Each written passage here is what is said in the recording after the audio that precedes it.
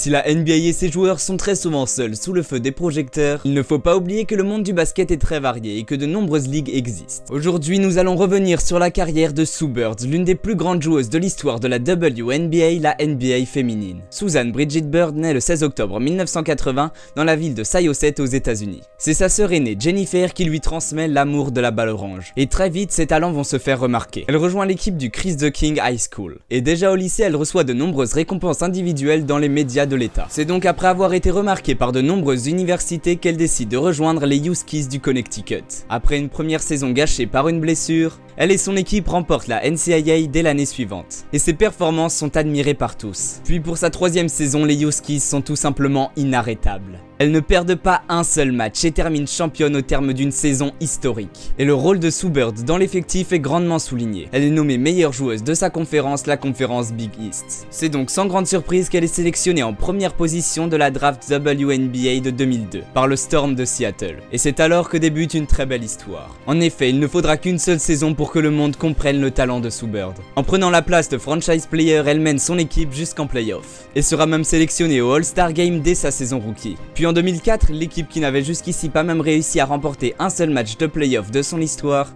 parvient à se hisser au sommet de la ligue en étant sacrée championne WNBA. Bird dépasse déjà la barre des 1000 points en carrière au cours de cette saison. Puis jusqu'en 2009, l'équipe continuera d'atteindre les playoffs sans jamais passer le premier tour. Sue continue de briller et en particulier dans son rôle de passeuse. Beaucoup la considèrent comme la meilleure passeuse de l'histoire de la WNBA. Elle détient effectivement le record de nombre de passes décisives en carrière. Mais en 2010, Seattle ne laisse aucune place à la concurrence. En terminant avec le meilleur bilan de la saison régulière, elles ne perdront aucun match lors des playoffs pour ainsi décrocher un deuxième titre. En 2018, Bird devient la meilleure marqueuse de l'histoire de sa franchise. Elle doit en partie ce record à sa longévité fabuleuse, que ses diverses blessures n'auront pas su arrêter. C'est durant cette saison 2018 qu'elle devient pour la troisième fois de sa carrière championne. Et cette année, elle vient de décrocher un quatrième titre, grâce au talent de sa fantastique coéquipière Breanna Stewart. Et à l'âge de 41 ans, Sue réalise un nouveau record en totalisant 16 passes décisives durant le premier match de ses finales. Une preuve que la joueuse n'a pas fini de nous étonner. Mais si elle brille depuis désormais 18 ans dans la Grande Ligue, son rayonnement a également touché le reste du monde. En effet, la saison WNBA ayant lieu durant l'été, elle profite du reste de l'année pour aller tâter le parquet européen en Euroleague